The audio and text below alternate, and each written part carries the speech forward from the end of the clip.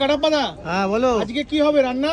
তাহলে আজকে ইলিশ বিরিয়ানি, চিকেন কষা। আচ্ছা, আজকের দায়িত্বটা আমার, বিরিয়ানির দায়িত্বটা, ঠিক আছে? যেহেতু বিরিয়ানির দায়িত্ব তোমার উপর হ্যাঁ, পড়ে গেছে। আমাকে দায়িত্ব দিয়েছে। আচ্ছা, যদি ভালো না হয় হ্যাঁ।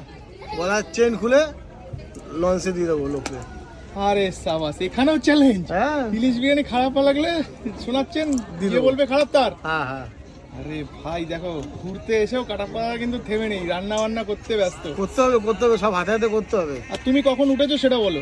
আমি এই লঞ্চে আর 8:30টার সময় উঠেছি। 8:30টার সময় উঠেছো, সবার ফার্স্ট প্যাসেঞ্জার তুমি। হ্যাঁ হ্যাঁ, আর এ হচ্ছে সবার লাস্ট তুই আর বলিস না ভাই, একদম তুই প্রথম দিন থেকে লেট করছিস। তোর জন্য আমরা শুধু ভুগতে হয়েছি, কালকেও তোর জন্য লঞ্চ ছাড়তে পারিনি, আজকেও তাই। ফুল মস্তি, এখন কোনো চাপ নেই, এখন তো ঘোরাফেরা করছি, তো এরকম লেট ফেট হওয়ার কোনো ব্যাপার নাই। দাঁড়াবো আমার জন্য কি আছে। সাবাস, চলো আজকে মজা হবে, খাওয়া দাওয়া হবে। একদম, আর কি হচ্ছে জমিয়ে ইলিশ সবটাই বিরিয়ানি খাওয়া হবে কাটাপ্পা দাদার হাতে। আর